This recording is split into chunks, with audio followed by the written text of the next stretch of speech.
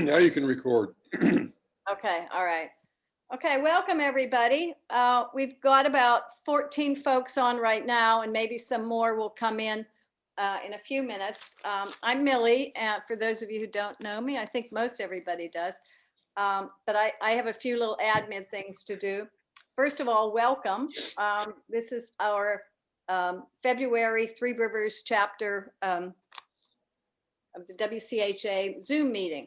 And I want to thank Andy for providing the technology support, Fred for instigating our speaker today, and Larry for agreeing to be our speaker today, Larry Barth. We have invited, in addition to our own chapter, we've invited folks from Upper Chesapeake chapter. Anybody here? Raise your hand. Anybody here from Upper Chesapeake? No? Okay, how about Delaware? I know we got some Delaware. Okay. Okay, how about Susquehanna? Do we have any Susquehanna folks? Well, we have a couple people that are not showing their videos, so it could be them. So I can't tell. Can't tell if it's them or not. Okay, so we are recording this. So we're asking that you keep your audio off unless you want to ask a question. And if you want to ask a question, we're going to ask you to figure out how to raise your hand electronically. There should be some kind of icon down at the bottom of your screen, maybe where it says reactions, and you can raise your hand. So if you have your hand raised, then Larry will know to pause, and you can unmute yourself and ask that question whenever he recognizes you. And we've all got our names up there, so he can say, okay, Millie, what's your question? Millie, Yeah, Craig, do you have a question? can't we use a regular hand raise? That would be Well, preferable. some people don't have their videos turned on. Well, those of us that do, could we use a Yeah, regular? I guess you could, right. All right. We all have hands, don't we? Oh, well, God, yeah, he's always changing the rules. All right. And I'm going to be moderating the chat room too, if for some reason somebody doesn't want to ask a question, but wants to enter something in there text-wise. I'll be monitoring to check the chat room. And I'm going to put my email in the chat room in case there's problems. I'm going to put my email and my phone number in there in case somebody has real problems with our Zoom interface. And I do want to say that our next, this is an international meeting too, because we have Nick, and then we have our Canadian contingent too, right? Yeah. Pam. Okay, good. And our next meeting is going to be the 20th of March. Is it March already? And I'm not sure who in our chapter invited him, but I believe that Brad Fisher agreed to do some presentation. So I'm going to have to follow up with people to figure out. Was that you, Craig? Did you volunteer to? All right, we'll figure that one out, but be watching your email for that. Okay, and let's see. I don't think I have anything else. So we are recording now, and I'm just going to hand it over to Larry, and he's ready to start, right? Well, I think I am. This is all new business to me. So I guess I have to hit my share screen. Right. And which I'm getting a message that the host disabled participant screen sharing. Well, then we better figure out what's going on, Larry. Yeah. We did have our trial run, but sometimes. That's a new one on me. I'll try again. Well, am I the host? Am I officially the host? No, I'm still the host. Okay. I allowed you to record. Okay, that's better. Yeah, because I might have. There we go. Try now. Yep, that's better. We'll go here. Yeah.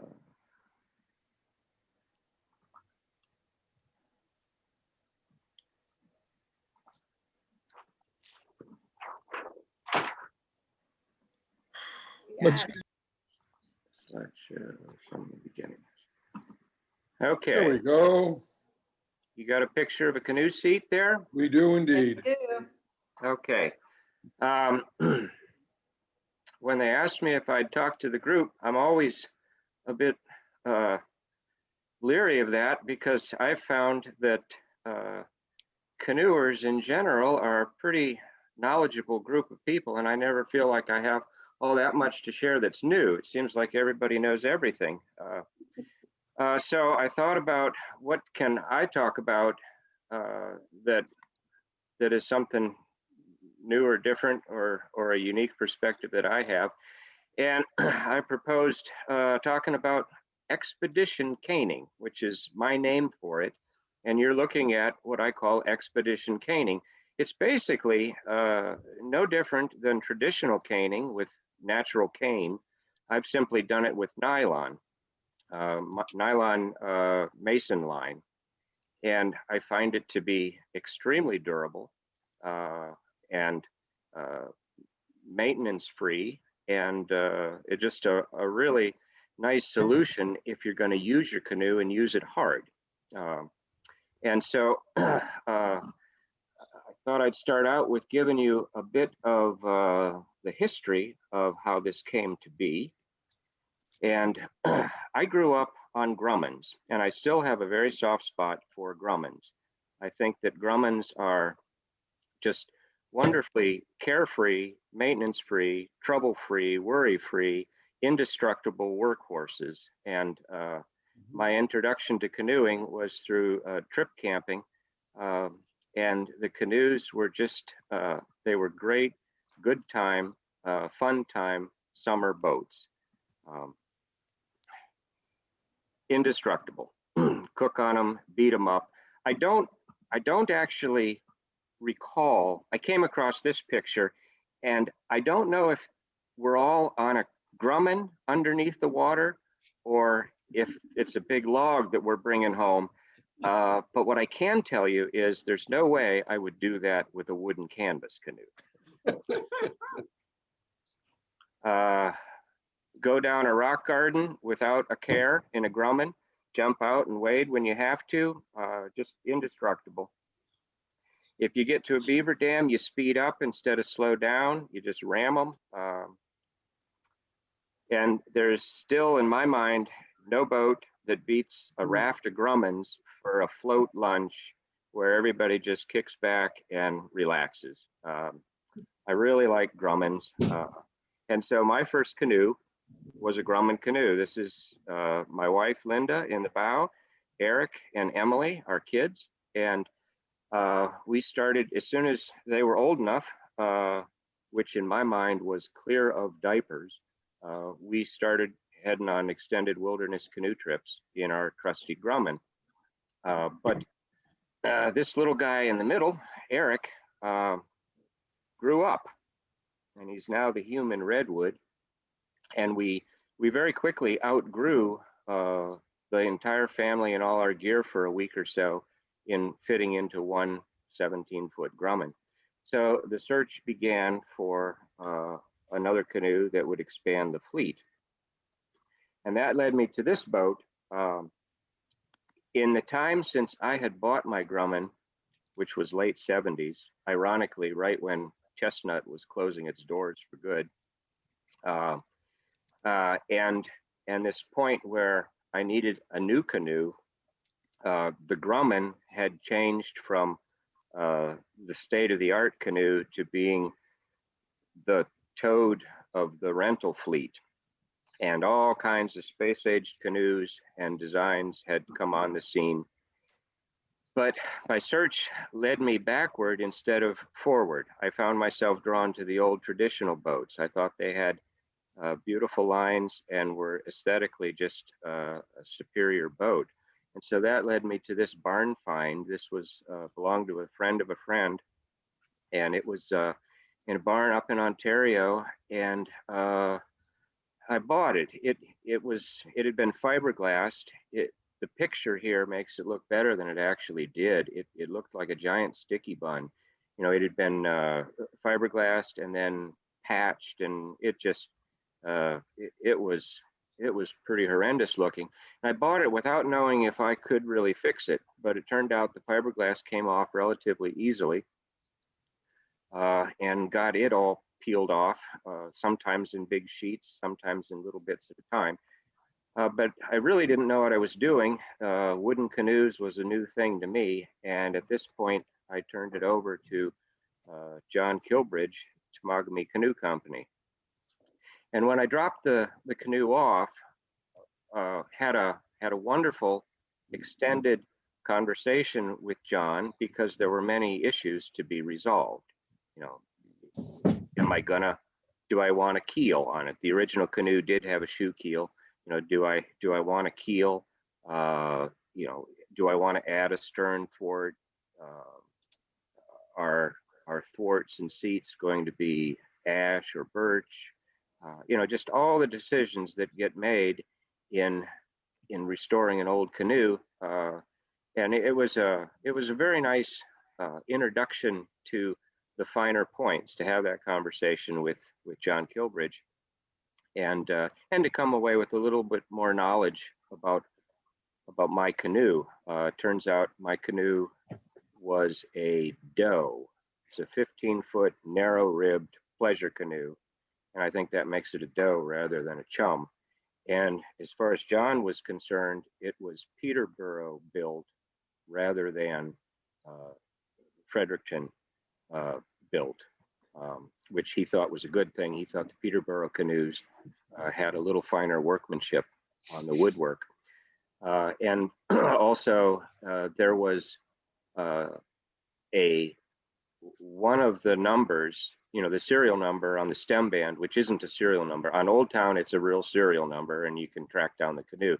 And a Chestnut, it doesn't really tell you anything. It was an in-house production thing, but there was something about one of the figures, one of the digits, and John took one look at that and said, your canoe was Peterborough built. I haven't come across that information anywhere else, but he said that was a peculiar version of that number that told him it was from Peterborough rather than Fredericton. So one of the things that we discussed was seats, and you know, weighing the pros and cons of what I would like the seats to be done as. And we talked about really just two materials, rawhide, you know, babiche, like a snowshoe would be strung with, and the traditional caning. And I thought that they were both acceptable materials, both traditional, but the babiche seemed a little bit coarser than I wanted, and you know, the full, whether it's 6 or 7 step caning seemed a little fussier than I wanted. You know, appropriate for a dining room chair, but not necessarily as rugged and robust as I'd want it to be in a canoe. And what you're seeing right now is the chestnut caning pattern, where the verticals and the horizontals are doubled. And this is what struck me as the right balance and what I wanted in my canoe. This was the state of my canoe seats. Pretty rough, real rough. And this wasn't varnish. This is fiberglass gel. You know, when they fiberglass the canoe, they just started slopping this fiberglass everywhere. And when John Kilbridge got to the seats, he decided he didn't want to tackle these. I got my seats back, and he had a pair of chestnut seats sitting around the shop, and he just put them right into the canoe, and that ended up being a perfect solution and a better match than these were. So I was very pleased, and I got my canoe back. So there's my little 15-foot chestnut, and I was anxious to incorporate it back into the fleet.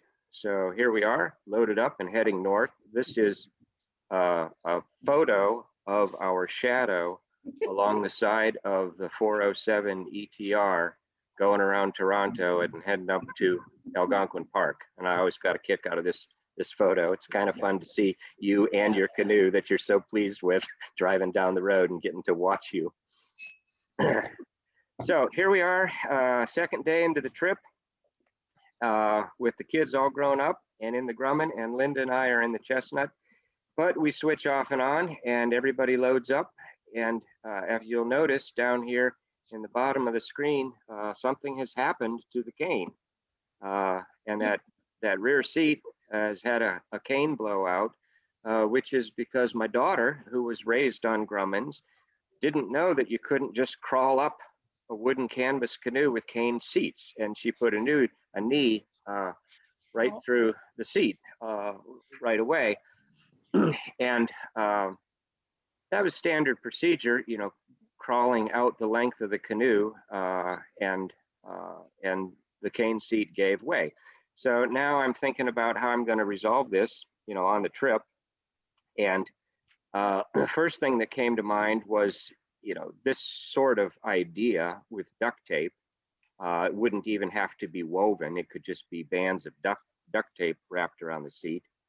But upon further review, I decided that it, like so many other seats, which may be comfortable, may be practical, but in my opinion, simply do not have any business inside a traditional wood and canvas canoe.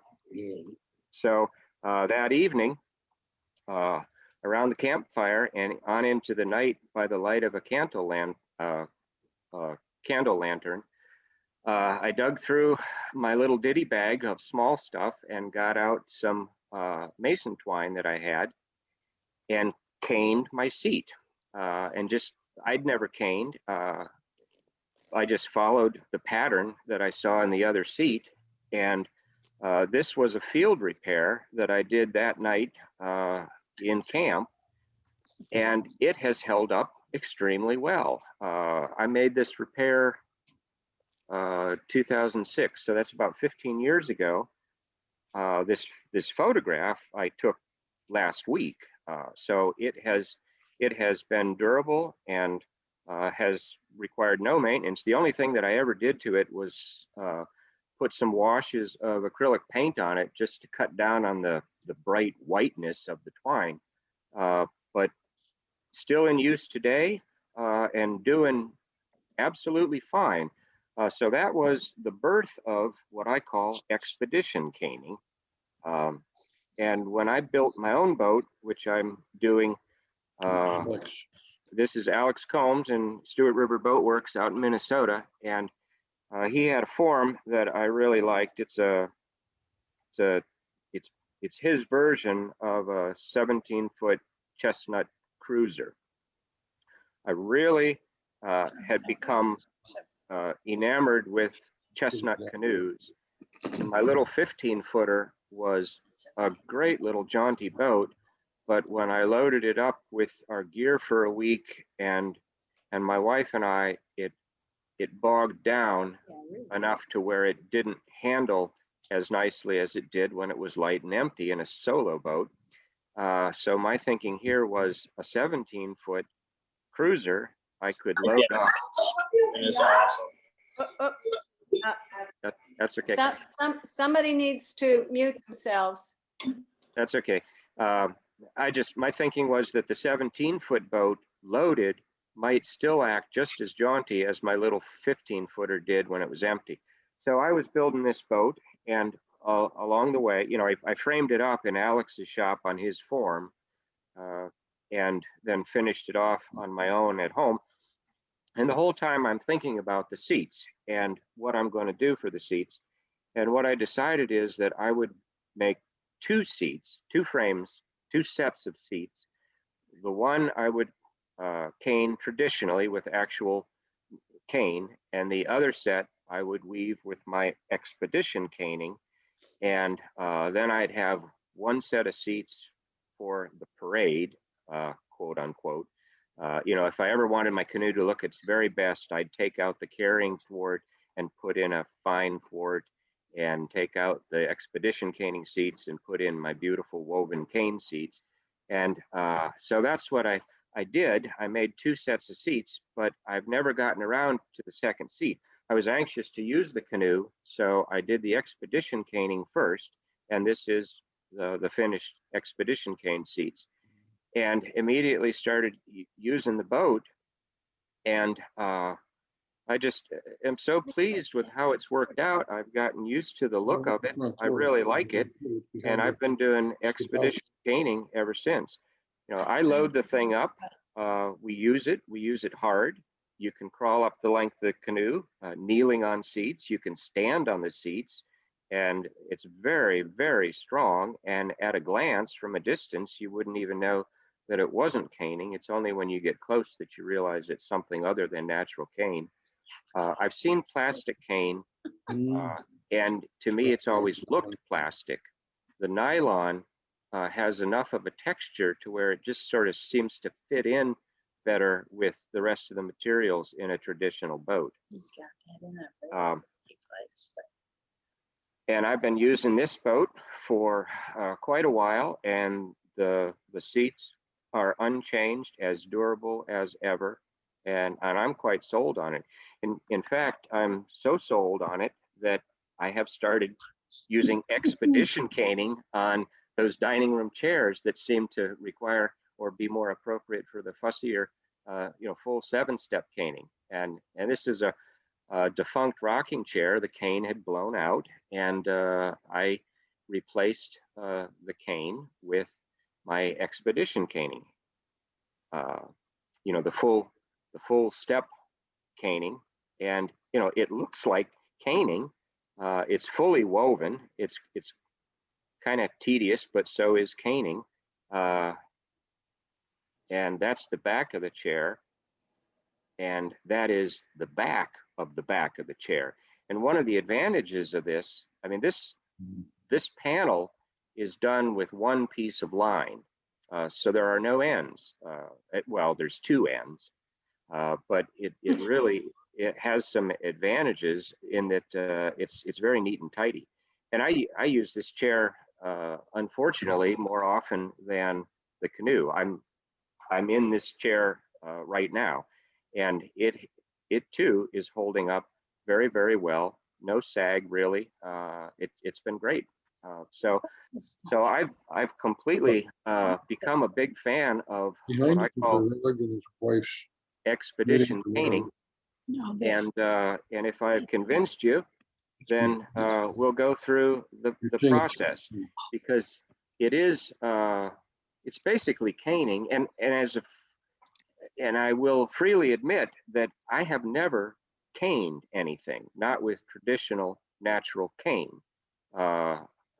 I intended to for my second set of Canoe seats, but I've never gotten around to it. The expedition caning has been sufficient to everything that I required. And so if you know all about caning, then I'm giving you a whole lot of information here that is redundant. But these are sort of the things that I've found specific to. I'm going to try not to tell you how to cane, but I'm going to try and concentrate on the aspects of this single line expedition caning that make it different from caning. So if you go to Home Depot or Lowe's and try and find some nylon mason line, this is what you're most likely to find. And it's going to be twisted nylon mason line, and it's going to be in awful colors, very bright and colorful, but again, not really appropriate on a wooden canvas traditional Canoe. This is not what you want, or it's not what I wanted. This is braided nylon mason line. Same thing, but braided rather than twisted. Strong, will not rot or mildew, abrasive resistant. All this sounds good to me. Here's the difference. This is twisted mason line, 3 strands that has been twisted like old rope, old time rope, rather than all the braided stuff that we get nowadays. And this is the braided line here, and I don't even know how many strands it is, but it's braided rather than twisted. And the big difference between these two, this is the braided line. You can see that the braided line lays flat. It's got a flat cross section, like a belt, like a strap, like a piece of natural cane, and that's why I favor it so much. I suppose you could do the same thing with any fine cord, but I'm really enjoying the flatness of the braided line in my effort to kind of mimic cane. Now, in the course of getting ready for this presentation, I got to poking around and I came across this on the internet, which is Kevlar line. That always perks up canoers. We like Kevlar. It's light and strong. And this even looked to be a really nice color. And it's a very nice weave. My problem with it is that the cross section is quite round, or even square looking. Maybe I haven't gotten my hands on any of this, but I don't think this will flatten out the way the braided nylon twine goes. And I also came across this. I was fascinated by the logo. it's a canoe. So there's Catahoula Manufacturing producing expedition caning twine, and I got to looking them up, and lo and behold, not only is it looks like a very nice quality of braided line, but they have different sizes. And this really interests me because all the twine that I found readily available out there has been size 18. And here's 36. You know, here's a whole chart, bigger and smaller than 18. I'm very interested in this,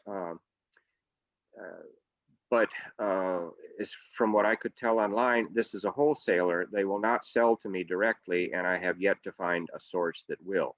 But I'm very intrigued with the wider twine and it becoming even more similar to the traditional caning than the twine. So all of that's very interesting, but what I end up coming back to is getting the best looking braided twine that I can and dyeing it myself to avoid the fluorescent neon colors that are available. And so this is an entire, well, it's more than one of those spools, but this has been dyed. The RIT dye tan makes for a very nice golden brown caning. The nylon takes the dye quite evenly. Not all artificial twines or nylon, well, synthetic ropes will. Nylon takes the dye well. At the same time that I make the caning twine tan, I also put some bigger stuff in for the borders of the seats, you know, the wider stuff, though, like the 1/8 inch diameter stuff. And I found that some of those, the sheathing is different than the core, and they don't take, like I had one rope and the outer shell turned kind of a red brown and the inner fibers stayed pure white, and so it didn't dye up evenly at all. So I weave up or I dye myself some line, and this is basically all the tools that I need to do this. And this is much more than I had around the campfire in my field repair. But I've got my line here and golf tees that I use for pegs and needles and a wood burner. And we'll go through these one at a time. We've already talked about the twine, and then I do want some bigger stuff for the border. This is not dyed. I couldn't find any when I was putting this program together. I couldn't find any of the bigger stuff that had been dyed. I think I used it all up in that rocking chair. So for demonstration's sake, we have a color difference between these two, but I need my twine and then needles. This white needle I use early on when I'm doing some coarse weaving when the cane is still doubled or more. And it is simply an epoxy glue stick, mixing stick an applicator that I milled a slot in to turn it into a needle. And then what I always used was this, which my daughter, who has become very involved with the fiber arts, she tells me that this is a tapestry needle. And she has acquainted me with this, which is a weaving needle. Never heard of such a thing, but it's superior. It's longer, it's slimmer, and it's got just as big an eye, but it's not as wide an eye. And when you're trying to fit down through a hole in the seat that's already had a number of strands go through it, this weaving needle is easier to get through sometimes. Then the other thing that I use is a wood burner. Now, you most likely don't have a wood burner, and I wouldn't either if I was just a canoeer, but I'm actually a bird carver. I carve birds, and this is one of my birds carved out of basswood, a little Carolina wren. And I use the wood burner after I've finished the carving. I use the wood burner to burn the individual feather barbs. And this is the bird having been completely textured with the burning pen and primed white and ready to paint colors. And there's the painted version. And you can see the texture coming through the paint and giving you that texture of real feathers. And that's what I'm doing with the wood burner and why I have one. And then the piece is finished off with whatever habitat is appropriate, in this case a fern, which is, I make that also. It's copper and bronze and steel and brazing rod and all kinds of things.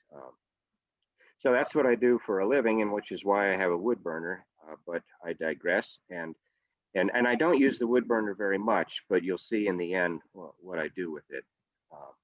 So here is my seat ready for caning. The one thing that I'll mention is it is more important to have these holes clean when you're trying to run this nylon braided line through them than it needs to be if you're running cane through them. If there's any little burrs in there, they'll snag that line and pull a thread out of your twine. So I just take the extra step of making sure those holes are extremely clean and no grain has been raised up with edges. Just makes everything go a lot easier. So there's my seat frame, and here is my line. I'm sparing you the process of determining how long this line needs to be. You know, I measured the seat and I wound it, and I determined that I needed about 75 feet of line. And so I measured off 75 feet of line, one piece, and the piece of tape there marks the midpoint. So that's at 37.5 feet on my line. And then I take that midpoint and going in from the top, stick it down into the corner. Well, not the very corner, but the edge of the seat. And that loop is now passing through the seat, and I'm using a golf tee to hold what I got. You know, anytime you need things to stay put, you just stick a peg in there. And then down and, well, down, under, back out this hole, and up here, and down through my loop, which is what I'm now doing in this slide. And then on the back of the seat, having caught that loop, I can pull that tight, and that gets me started without having even tied a knot. Well, I guess technically this is a knot. It's just a cow hitch with a canoe seat in the middle of it. But it's the point is that knot, whatever it is in the bite rather than loose ends. And then using my pegs to keep things locked in place and my big coarse needle, I start following the pattern with all my verticals. And it's doubled. This is where that chestnut caning just works out beautifully in that the verticals and the horizontals are doubled. And I'm running even more than double through, because one of the issues when you're doing this out of one piece of line that's 75 feet long, you don't want to be threading 75 feet through every single hole. So I've already doubled it, which is cut it in half, and then I'll double it again and put my needle in the midpoint. So I'm actually pulling 4 strands through the hole at a time, and that gets my length down to 16 feet. And this goes pretty quickly. The doubled cord for verticals and horizontals uses up half your line in quick fashion, and the amount of trailing line is not that difficult a thing. It's important to sort of clean the space that you're going to work in, free it of clutter, so that you can just sort of drop the line next to you. And this is a far cry from when I was doing this in the campsite up in Algonquin, and every time I was bringing the line back up, it had pine needles and branches and everything tangled in it. But in a controlled environment, it's not that big of an issue, and this goes very quickly. And in no time at all, you have done your verticals. The one thing that I'm not showing you, and what does slow it down a bit, is the time I'm taking constantly to keep my mason twine flat.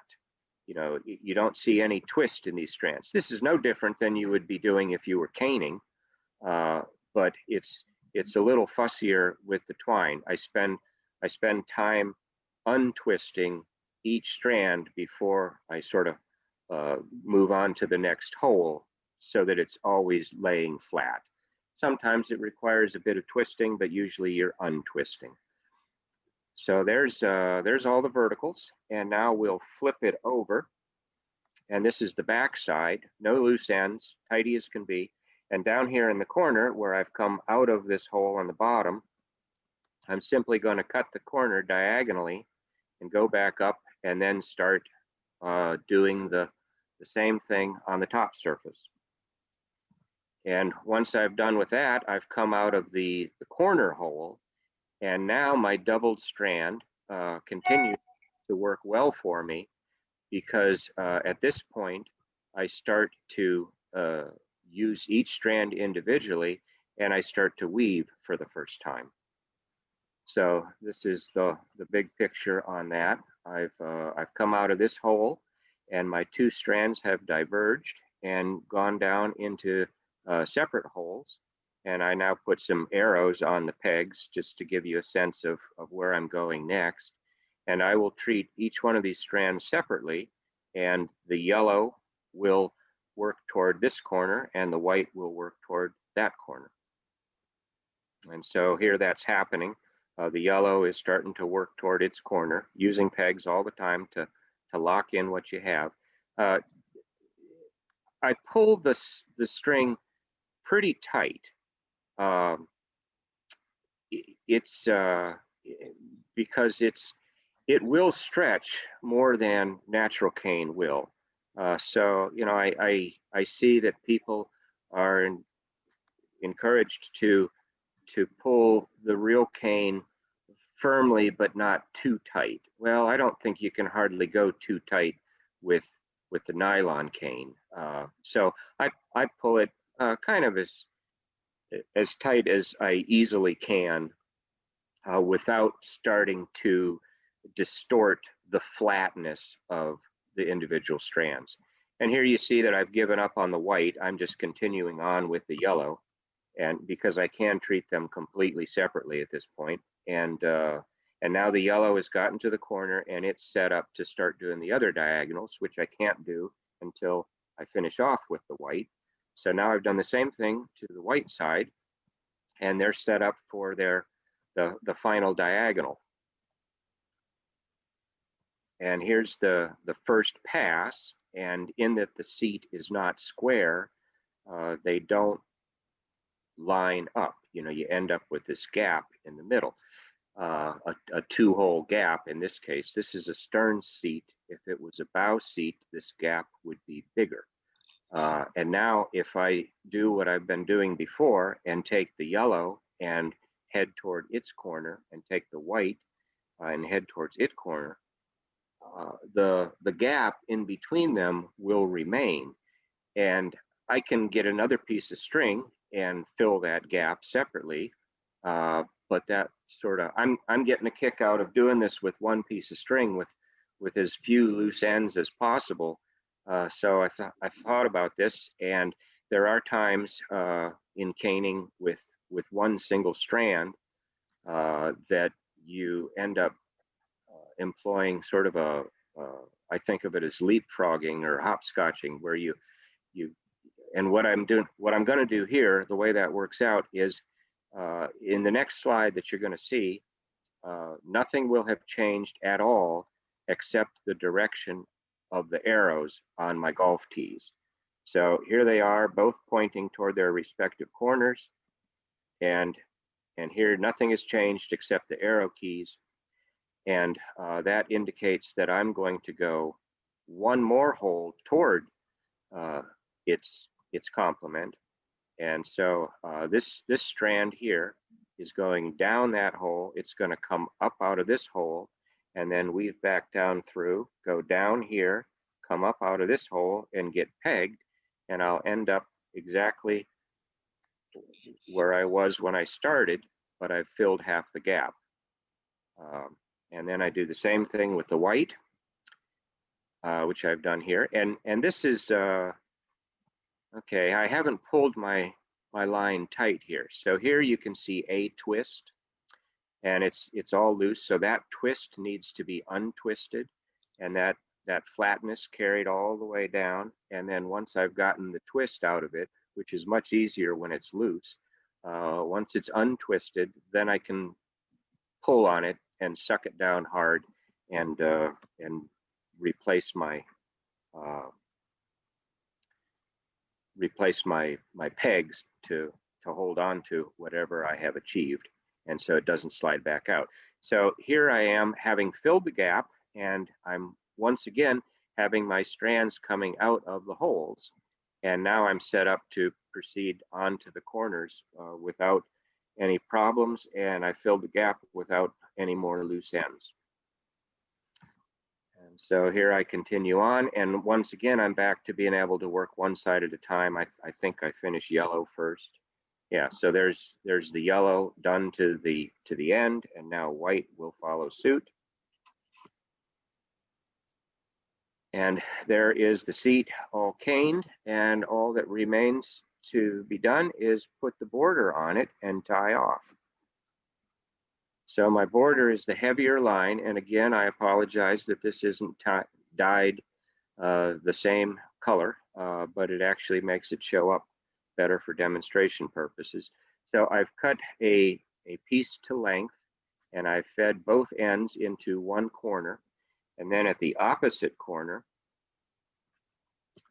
I'm going to bring the end of my string up, capture it, pull it tight, and then move on to the next one. And the next, oops, go back, and just go to the next one and the next one and the next one, and all the way back to the end. And then I have to do the same with the other side. Now the other side, I can't do it exactly the same because right now my string is over here, and I want to start the border, this line here. So what I ended up doing is taking, this is my excess from the caning. This is yellow's line, and I ended up coming up and over, and just did the whole thing extremely loosely, and then I could come back to here and tighten this up, and then tighten this up, and tighten this up. So I was just backtracking on the tightening until I got to the same spot. If that makes sense to you, you would figure that out if you were doing this. And so that results in the finished seat, which is just a wonderful, durable, maintenance free, stands the test of time, stands up to being stood on. It is it's light and airy compared to the actual real cane. You know, the individual strands are not as wide, but I've decided that light and airy isn't a bad thing in a canoe seat, especially you know, if your pants are wet and you know, it dries quickly. It's just been great. And I think back to John Kilbridge and us talking about babiche versus caning, and one of the pros of the babiche in John's mind was that it did a good job of gripping you. You know, you didn't slide around on the seat, which he saw it as an advantage if you were getting into any sort of whitewater or maneuvering. You know, you didn't want to be loose on that seat, and the babiche did a better job of kind of gripping you than the cane would. Well, this outer cord, which is not flat like the braided nylon twine, it's just, you know, it's round in cross section, and it sticks up a little bit more proud than the seat caning, and it does a nice job of just kind of holding you in place. It grips you without grabbing you to a very nice degree. It's a very comfortable seat, and I've been as pleased with it as can be. So that's what I had to present as far as the caning. I don't know how to open this up to questions. I have been so caught up in talking that I haven't been paying any attention to. I think I lost my. Craig has a question, Larry. He has his hand raised. Okay. Hi, Larry. This is not for you specifically. I know there are several other caners in the thing. And since I just finished a set of seats, my question is really about the holes. If you look at a lot of the old seats, chestnuts and stuff, oftentimes, and I noticed on the photo of your old seat, the holes are pretty irregular, and which messes up the caning look a little bit. And so I was just wondering, first of all, how far apart do people usually space their holes? And how do you do it? Do you just mark it out with a ruler and then put a point with an awl and drill it by hand, or do people make a jig to do the same thing every time? So that's my question, if anybody's got an answer. Okay, before they answer, I'll talk about that a little bit, because yeah, that seat on my chestnut, you noticed that it had one hole that was way out of whack. And if I could conveniently go back to it, I would. But the spacing was very, very irregular. And one of the things that I wanted to mention with this is, unlike traditional caning, this is kind of like a tennis racket. And we've all seen those tennis players just adjusting their strings constantly. You can do that with this, and you can move them around a fair bit. You know, this is pulled pretty tight, and it will hold together quite well. But if I want to adjust it, I just stick my fingers in the holes, and I can do a fair amount of adjusting to straighten lines or put curves into them if I want to. And as far as the holes, I don't remember what size these are. I know that I went with 1-inch increments and just ended up making them fit the seat and adjusted however I needed them to adjust. But I'll turn it over to the group beyond that. Okay, Maybe so My question was if people use a jig or they just freehand them. Fred? I use a drill press. I use a pair of dividers.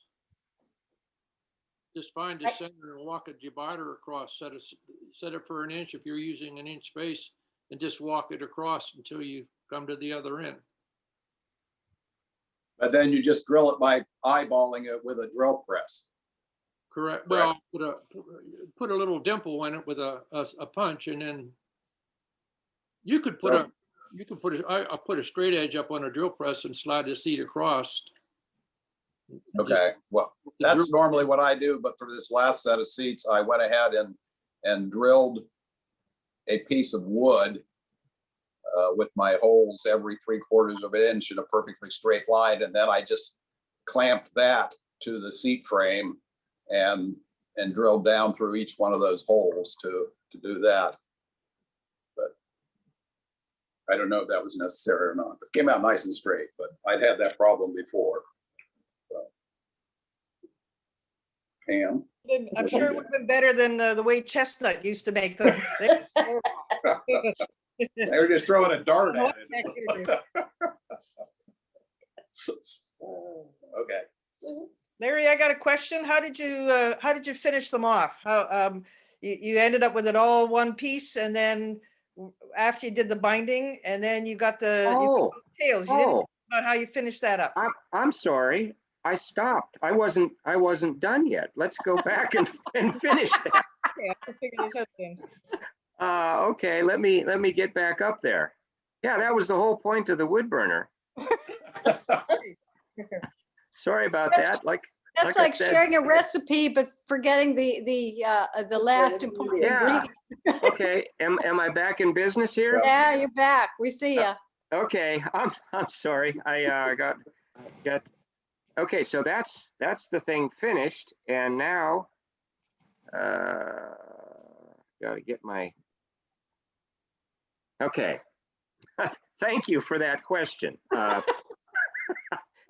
So now we go to the back. So here's the two ends sticking out the back, and I simply tie them off like I was tying my shoe, just an overhand knot, and pull that tight, and cut them in fairly close. And then I get my wood burner out, and I use the wood burner. The wood burner gives me very controlled heat, and it's a very fine tip.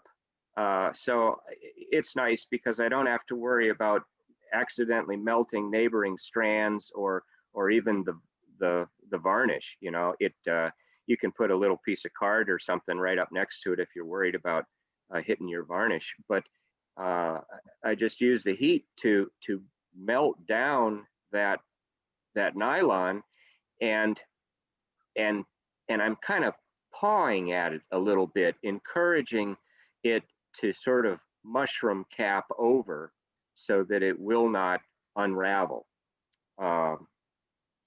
And then, so that takes care of the border line.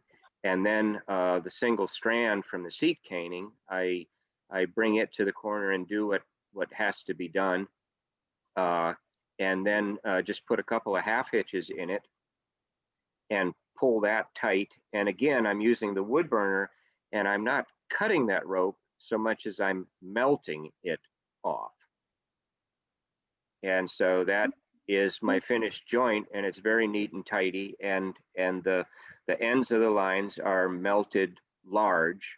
You know, they've been mushroomed over so that they don't pull out. And then on the other corner, I don't have the border line involved. So I've come up out of my last hole and just look for the most convenient strand, which was in this case a single strand coming out of the corner, and just looped around it and put a couple of half hitches in it and pulled that tight and melted that off. And that's the finished joint. And that earlier slide was not the end of my program. Oops. This was the end. That's the finished cane, and it has served me well. It's not traditional, but it fits with tradition, and I've come to be a big fan of it. And your daughter hasn't put her knee through it? No, my daughter hasn't put her knee through it. She's a bit embarrassed that I'm using her that way in this program, but I told her that she's the inspiration for this. Yes, Craig. Again, so I notice on your border, you only do every other hole to capture that. Is that standard or your preference? That's what I saw on my my original chestnut seat. that I used as my example. And it seemed in keeping with the slightly more robust pattern that the Chestnut Canoe folks used, as opposed to this rocking chair that I'm sitting in, which is the full 7-step process. And this rocking chair that I'm in, I trapped the border every single hole. Didn't feel the need to on the canoe seat. Certainly could have, but I did not. I realized when I saw it on yours that I think I've seen it that way before. I wonder if Pam knows if that's more standard, that they did every other one, or. Well, one of the things that would have made me decide to do every hole would be the number of holes, because going every other hole fits perfectly with the number of holes I have. You know, it's 2, 2, 2, and 2 every time.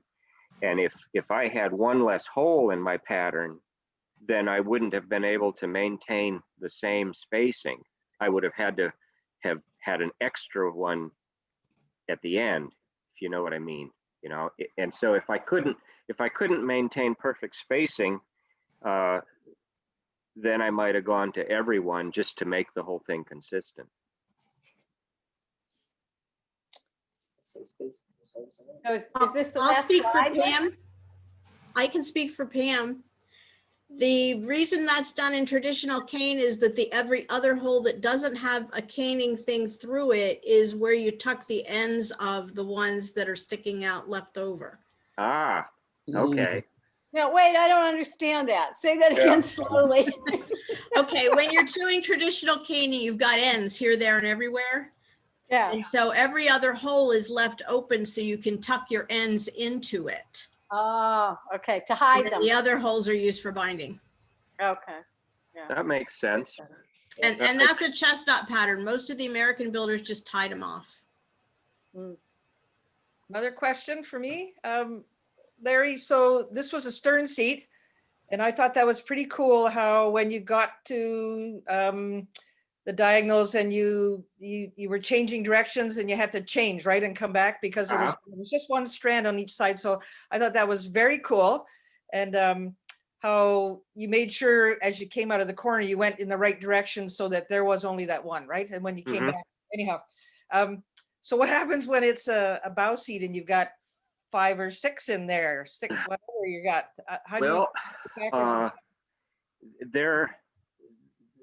what you're trying to avoid in a situation like that is having the next hole that you want to get to too far away and having too long of an unrestrained strand underneath. You know, this was a problem with this rocking chair too. And there always is the solution of just using another strand if the gap is something that you can't overcome. And I don't really have an answer for you. Fortunately, the field repair was a stern seat, and this was a stern seat, and I just flat out can't remember what I did on the bow seat. I might have crisscrossed over. I might have taken the one side and just moved toward the opposite corner and moved the other side. This is hard to explain. Let me see if I can go back a bit. I guess Or it was if moving you're in the midst of doing the seat, the other way, and then go back. the way that seat worked, Yeah, this seat worked out very well. with the bow seat. Okay, now let's say that this gap was 4 or 5 holes. Well, one solution might be to take the yellow and instead of doing one more and going back to its hole, I could take the yellow and jump 2 holes, which I don't have a problem with underneath, and then just continue on, jump 2 holes and continue on, and jump 2 holes and continue on until you filled the gap, and then take the yellow all the way to this side. and then do the same thing with the white, but filling in the gaps that you've left, if you follow. Yeah. And then instead of the white eventually retreating back to its corner, yellow has gone across the white, and then white can go back across the yellow, filling in the every other gaps in the middle point.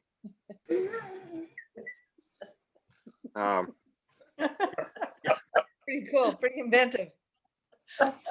I think you've got a satisfied audience, Larry. I think We're also Nick very has his hand, confused what- Nick has his hand up. Oh, Nick has his hand up? That's like an Englishman trying to explain cricket to Americans. Yeah. When you're out, you're in. And when you're in, you're out. Well, this is, I would have much rather have presented this in person. I think some things would have been clearer, but Pretty in amazing job. the current times that we're in, this was the way to go. And there's no way that Pam or Nick, you would have been here if I came in and gave a demo to my local group. So, Local club, yeah. yeah. All right, well, thank you, Larry. You're gonna move on and show us your canoe collecting? Well, I'd be happy to. I don't even have a clock around me. I don't know how long I've gone. It's only 11 o'clock here. Well, I'd be happy to. I can. So let's see. I need to get back to the beginning. I have to tell you, I did try to gather a lure the last time I was up at Moraine, so. And I thought of you. Oh, Larry would be proud of me. Yes, I would. And I didn't fall out of my canoe. Well, here, this is another thing that I've enjoyed of late. This is a common sight in Pennsylvania along the water's edge, is a bobber hanging in a tree. This is another common sight, although if you aren't looking for it, you can go your whole life without seeing it.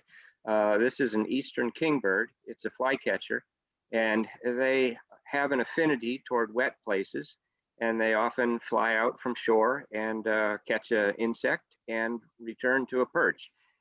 They're both common sights, but it's not a good combination because what happens too often is this. This is an eastern kingbird that I found dangling from a couple strands of monofilament. And I don't know about you, but I like the picture in the middle. I don't like the pictures on either side. So I have been endeavoring to keep that from happening. You know, anytime I'm out, you always see some tangle of monofilament, and I'm sure you guys pick it up too. Most of us have some bag of some sort in the canoe for picking up trash, and I've been picking up little bits of monofilament here and there along the way for years, and every once in a while you find something shiny in there. And I started thinking, you know, in their own way, these things are quite lovely. They're kind of attractive. And I started pinning some things up. You know, the monofilament gets thrown out, but I saved the lead. There's always times when I can use some lead to melt down for weights and that sort of thing. But the prettier shiny elements I started pegging up to pinning on my wall, on my tack-up space. And one thing leads to another, and eventually I start looking for this stuff as the collection pinned to my wall starts growing. And I'd come away from an outing with a nice little bucket full, which after being cleaned and sorted, you'd have all kinds of stuff. And I would add it to the wall. And pretty soon I was going out specifically looking for stuff. And every time I'd come back, I'd have another bucket of debris, and I'd sort through it and pin it up on the wall. And every single time I went out, I was finding stuff. And I'd go back to the same places and find stuff because the fishermen just keep restocking the trees for you. Now, you can't really do this without some gear. because sometimes they're just within easy reach, but usually you have to reach for them. And what I've come up, and this has evolved over time. This is not what I started out with, but this is a boat hook, a telescoping boat hook. It stretches out to about 8 or 9 feet. Oops.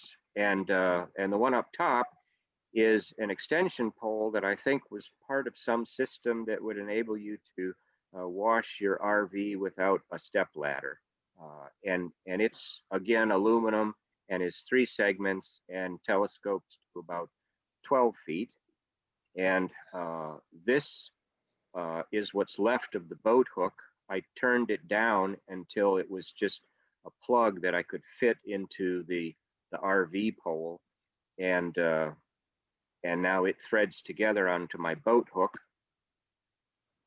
And I also have this guy, which I don't use very often at all. It's just a 4-foot extension. And like I say, I have it. It a lot of times doesn't even make the trip. And even if it does make the trip, it sits in the car. It's only when you just really want something that's just out of reach. So yesterday I went out for you all into the snow to demonstrate the reach that I have here. I put the biggest bobber that I could find onto this, and this is the boat hook pole and the RV extension pole screwed together. Here's my 4-foot auxiliary extension leaning against the base of the tree, and this is as high as I reach without anything extended. The 2 poles screwed together, but nothing extended. And at this point, it's a one-hand operation. My other hand is just hanging loosely at the side, or if I was in a canoe, would be holding a paddle and sort of ferrying me to maintain position. Now, in the next slide, we are going to extend the 2 poles. And this is full extension. You only need to extend what you need, but this is the full extension, and now it's a 2-hand operation because as light as these poles are, when you get up that high, they want to sway around. They want to come back down to the ground. So that's my full extension. This is the 9 feet of the boat hook and the 12 feet of the RV hook.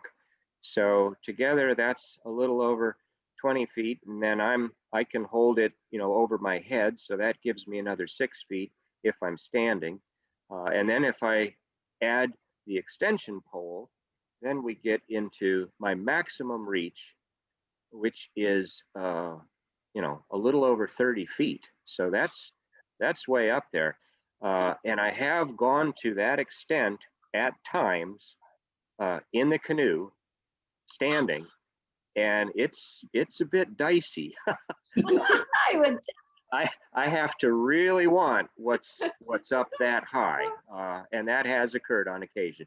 But normally this is the maximum, and I'm comfortable doing that in the boat, and I'm comfortable doing that standing in the boat. But that's my reach. And but simply the length of it is not enough. You still need a tool out on the end to do the grabbing, and I'm using paint rollers as my base of invention here, and then I bend and mutilate them in whatever way makes sense to me to make a useful tool. And you're seeing kind of an evolution. This was my very first one, and I've just bolted a few X-Acto knives to it, and it would cut monofilament beautifully, but whatever you cut would just drop down to the water. If it was a bobber, that's fine, it's going to float. But if it's not a floating thing, you lose it. You've cut it out of the trees, but you've lost it down to the bottom of the lake. So I was making little baskets that would attach to this end so that I could cut things and they drop in my basket. But I don't use it anymore. It was just a step along the way. Then this is a big hook, and that's useful for just pulling a branch down to where you can reach it and extract things from it. This top one with it, I could pluck a single leaf by its stem, but it was too difficult to do that when it was 20 feet away from you. You couldn't see well enough, and so all of these have led to this design, which is the only thing that I'm really using at this point. My kids both fenced, and we had a lot of broken fencing blades, and these are epee blades. A foil, there's 3 weapons in fencing: a foil, an epee, and a saber.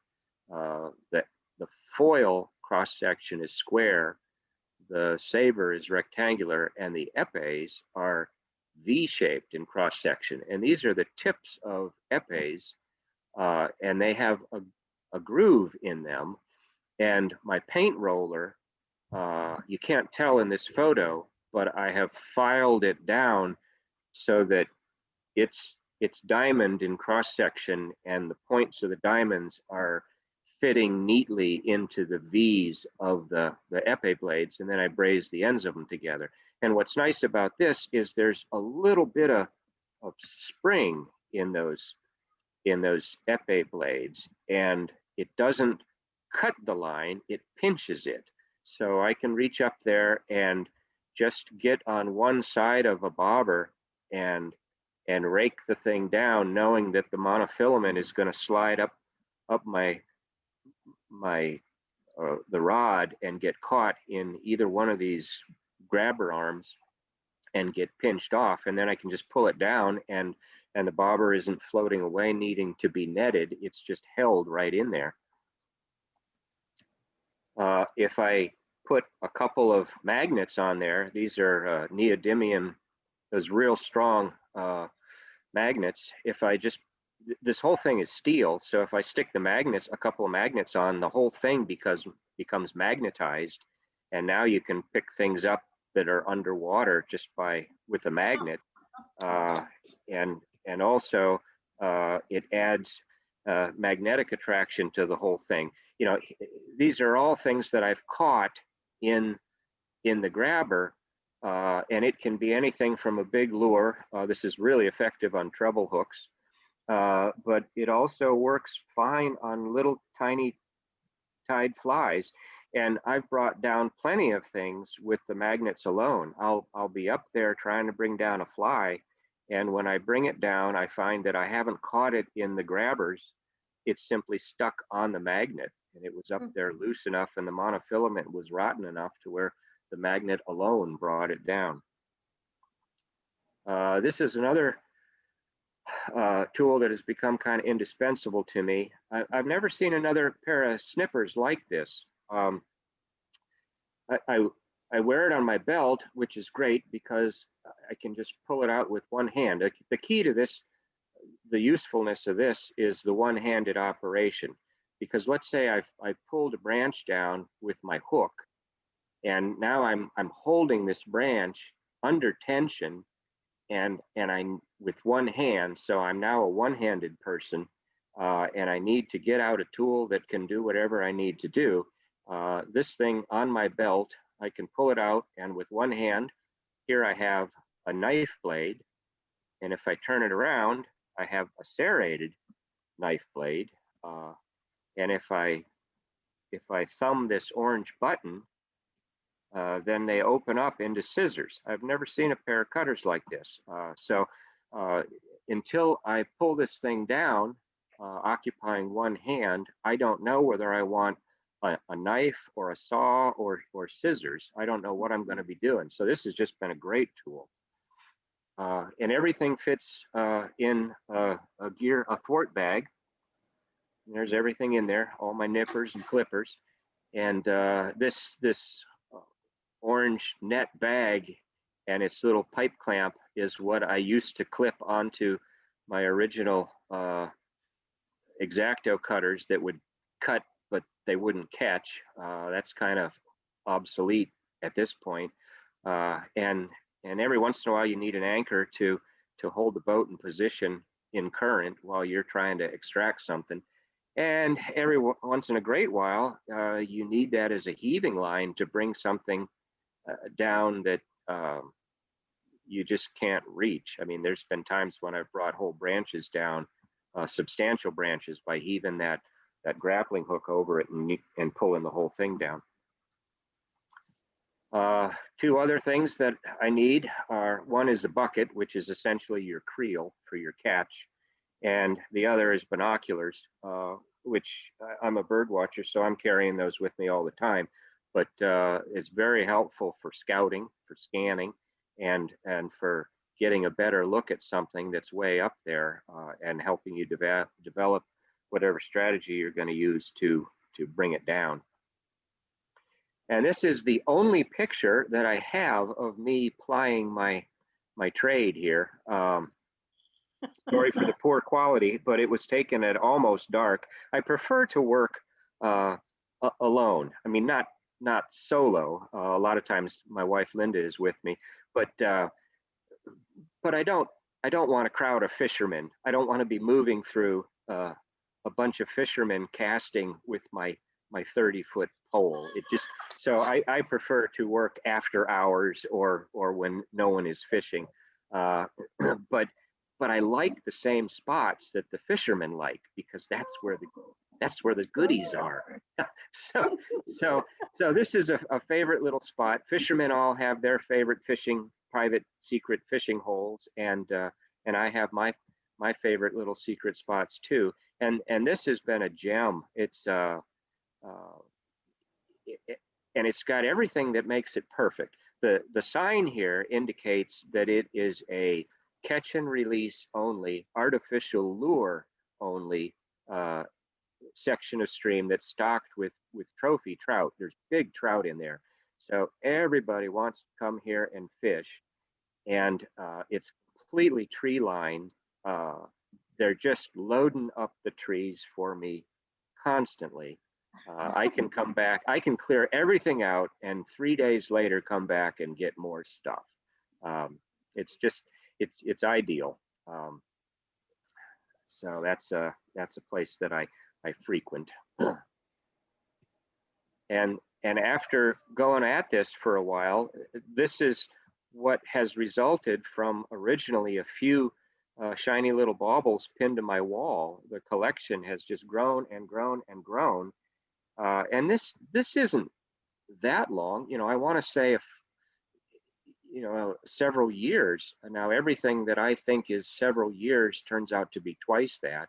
But I don't think that I go much beyond 5 or 6 years here since I first started collecting in earnest. But one of the advantages is here in Pennsylvania, there just isn't that much water. So what water there is gets heavily used, and I can find a lot more stuff predictably than I could in areas where lakes abound and it all gets dispersed to a greater degree. So anyway, that's the corner, and that's moving the other way. You know, toward that point that I just made. I don't know if you could see it, but this is a little teeny Canadian flag, and that indicates the Canadian collection that is a subset of the big collection. And in all the times that I've spent up canoeing in Canada, this is everything that I've ever found. It's just a few little items from north of the border. And my theory there is that there's so much canoeable water up there that it doesn't get concentrated like it does in Pennsylvania. So I don't pin the bobbers up. There's just too many of them. It's just buckets and buckets of bobbers. And I come across a lot of lead too. I'm thrilled to get lead out of the system. A duck can succumb to just a few ingested lead pellets. It's poison.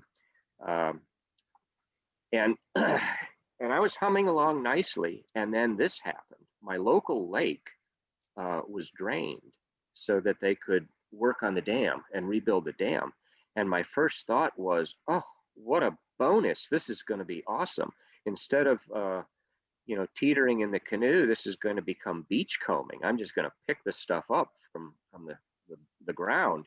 And that is how it started out, but it got real ugly real fast. And I was appalled. You know, I already didn't like what I was finding in the trees along the shore, but I was appalled at what was underneath the water once that water was down. This entire mass that you're seeing 2 shots of, I cut off of one stump. It's as though every single fisherman who ever was on this lake caught something and lost something on this same stump, and nobody knew it was there, and it just kept sucking up stuff. And you know, my lead collection grew, but the rubber worms were just disgusting, and I decided no more rubber worms. I still collect them, but they just go right in the trash. I have no interest in. I've been turned off by anything rubber, even though some of them are, when they're brand new, they can be kind of interesting and attractive. But rubber worms has been banned from the collection, and I'm back into the clean, shiny stuff. When I first started out, the best prize was an actual lure, you know, a 3-dimensional fish, and all the bobbers and worms and stuff was secondary. But a day's prize would be an actual 3-dimensional lure. But over time, I have become more enchanted with the all metal spinners. Oh, see this guy right here? That was one of my most difficult retrieves ever. That was standing solo in the 15-foot canoe during not a windy day, but definitely a breezy day at absolute full extension. And all I could see was it has this foil surface, and it was shooting fire. You know, I couldn't tell what it was up there, but it was shooting out bright colors like a diamond, and I had to have it. And I got the auxiliary pole out, and I went up to the absolute full extension and was reaching as far as I could over my head. I might have even been standing on a dairy case in the canoe, and was delighted that I got that thing down. And it's a heavy lure. It's weighted. If the grabbers hadn't grabbed it, that thing would have sunk to the bottom. I usually use the canoe itself as my basket. You know, I try and position the canoe under whatever I'm pulling down, so that if it breaks off and drops, it will drop in the boat rather than overboard and be lost. And gradually, I've become more and more smitten with tide flies. You know, for the first year, I never even found a tide fly, but that favorite little trout stream of mine has provided me with just hundreds of tide flies, and I enjoy the challenge of trying to find them, and I enjoy the challenge of bringing them down. There are a lot of them up there, but it wasn't until I had been into it for a while that I started to see them for the first time, and now I'm looking for them. I group things. I just get a kick out of pinning things up in sort of categories. You know, this group up here is all brook trout, and here we have an all brown rooster tails, and this group is orange, but all different kinds of orange. Here's black and white, and they're all the same, just different sizes. This is a Rapala black and white lure, and that's probably the most common lure that I find. And over here is white, and this is a big group of daredevils. This one right here is very memorable. I wanted it too. It was the biggest daredevil that I'd ever seen. It just happened to be hooked in a hemlock right next to a huge hornet nest. and that was another dicey retrieve. I waited until the very end of the day when the temperatures were cooling off, and I dropped Linda off on shore. I wasn't going to make her be a part of this. And I emptied the boat because I fully expected that if the bees came out, I was going to just flip the canoe and get underneath it. But it turned out I was able to extract it without bringing on the temper of the hornets. So these all become just, you know, I don't remember every single lure, but there's a lot of memories tied into these lures for me. They become souvenirs of all your time afield. This was the orange section when it was first forming up, and it wasn't as involved as today. And now everything that I bring home, I decide, okay, where am I going to pin that on the wall? And the orange collection just keeps growing and these become little still lifes that amuse me, and I think look kind of attractive in their own way. You know, here's a group of all torpedo, the same shape, but very different in color. This is a souvenir of a specific day. This group right here all came to me on the same day, on the same outing. And it's just sort of a tackle collector's grand slam. This is a Castmaster. Here's 2 blue foxes. Here's a Mepps, a Panther Martin, rooster tails, a Joe's Fly lure, and a full-bodied lure. That's like hitting every one of the check boxes, and all on the same trip. It just is a red letter day. So that group remains intact as a group. Sometimes my groups are very small. I just like the way these guys look together. This is another group that I really like. I collect a lot of wooden bobbers. I see that Craig has a question. Yes, Craig. Do you fish? No, I don't. I don't. Well, I do fish. I just fish for tackle. Okay. Well, how do you know the names of all the different Just wondering. pieces Well, of all the lures? as I've gotten into them and I find what's attractive to me, I end up looking things up online to see what I have, or stopping in the fishing section just to see what I could be looking for. This little blue fox I had found in the store, but I won't buy anything. You know, as much as I wanted to add this to my collection, I will not go to the store and buy it. But this was on my radar. It's you know, the body is blue, this is brass, and this is silver. It's just a gem. It's like a piece of jewelry, and I really wanted one. And it was another red letter day when I finally found one. You know, so I've learned a lot about tackle just in trying to figure out what I'm finding. But no, I don't fish. This little group is another still life. I think Craig has another question. Okay. And have you ever looked up how much these things are worth to collectors? Yeah, we'll get to that in a bit. Very soon, actually.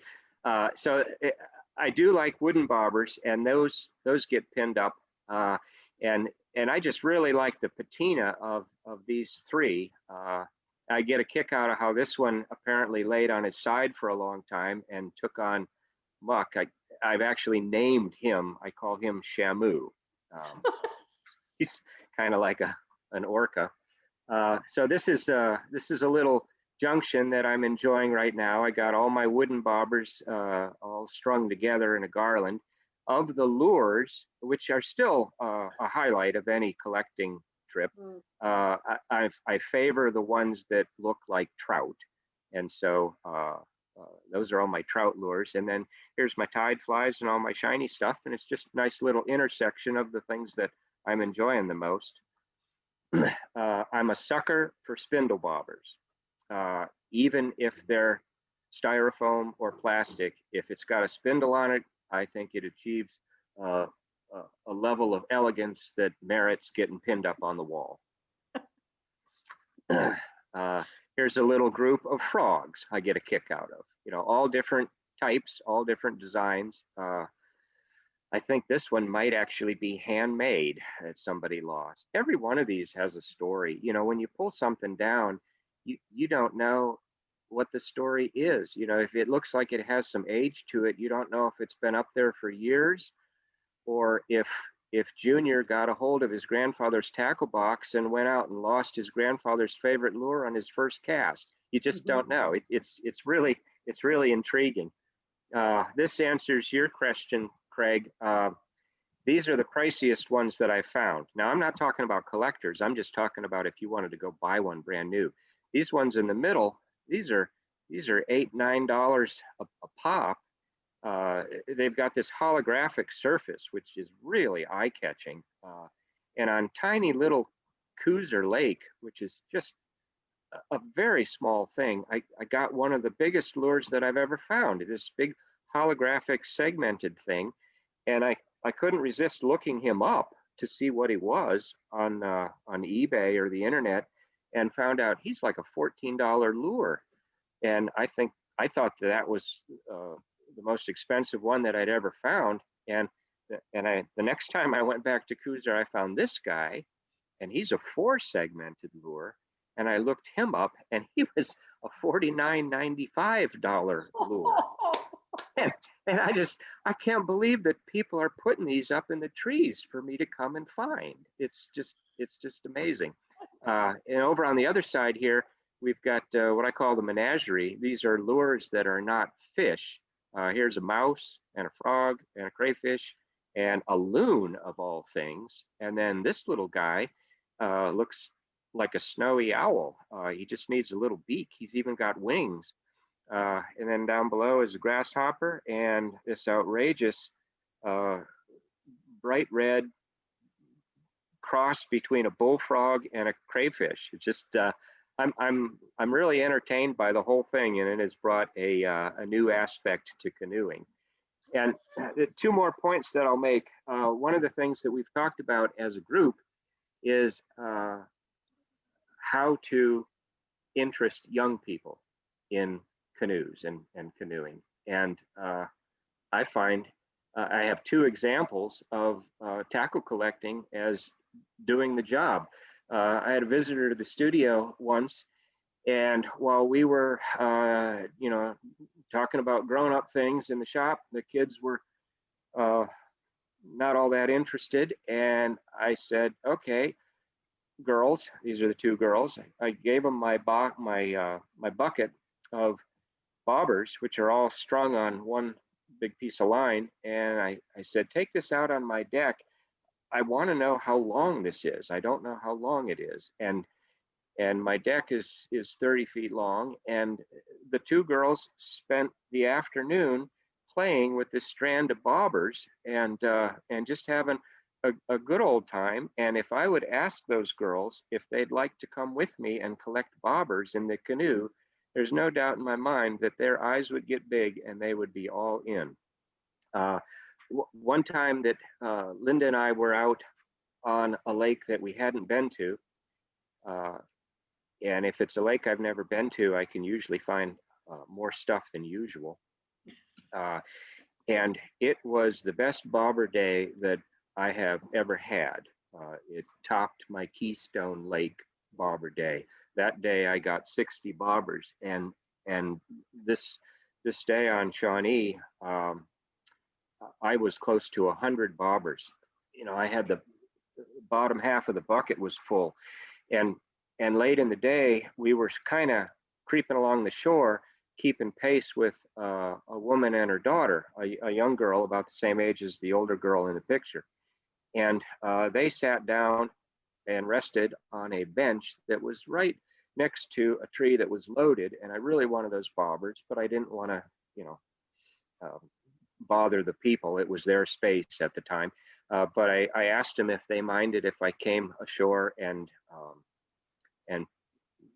got those bobbers, and they didn't mind at all. And so now I have an audience, which I don't really want to have, and you're worried about looking silly.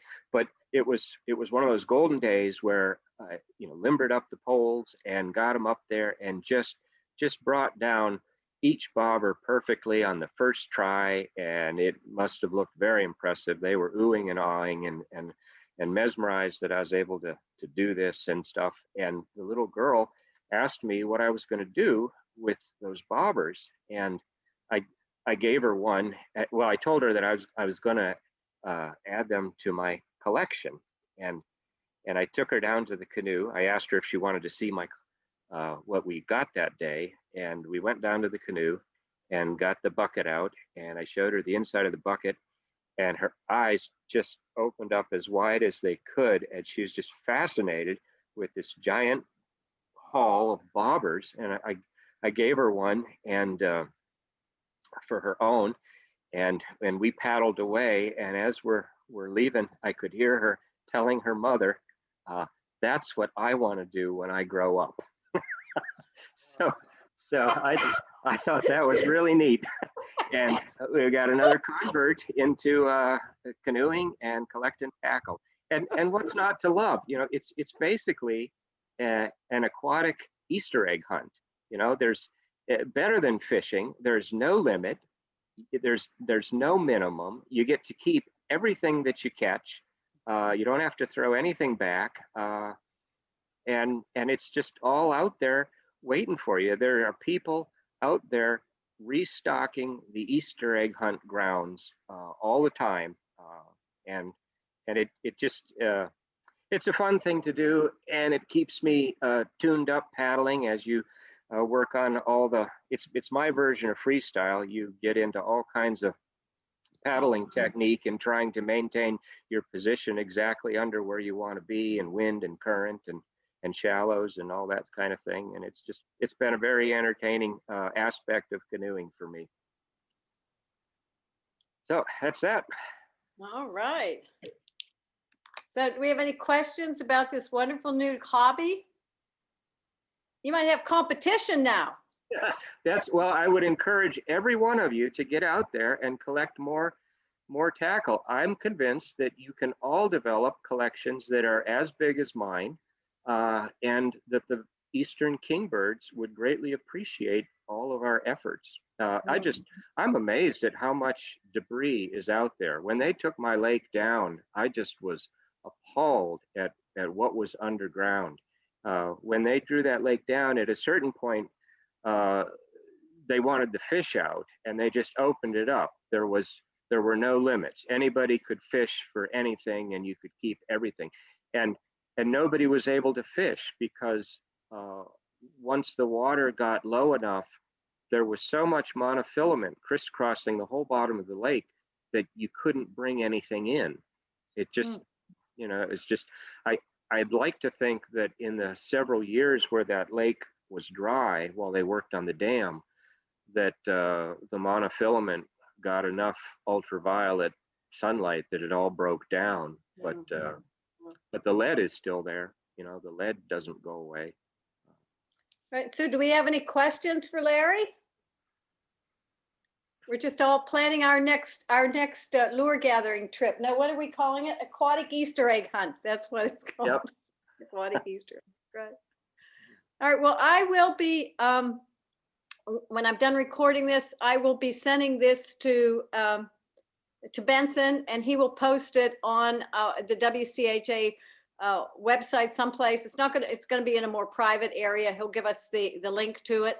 So if I'm not sure exactly how I'll distribute that to all of you. Well, I guess I'll just send it to all of the different chapters. That's the easiest thing. And you can put it in your newsletters or whatever. That's what we did with Nick's presentation too. So then if you want to look at some of the video for any of your meetings, or share it, or get a look at this wonderful collection. I just can't, it's like a piece of art. It's wonderful. Piece of art. Okay, have I forgotten anything else? Nope. A huge All right. thanks. Thank you so much, Larry. Hey, you're welcome. Yes, thank you, Larry. Okay, bye everybody. Okay, bye-bye. Larry, bye. Thanks, Larry. Thank you. Bye.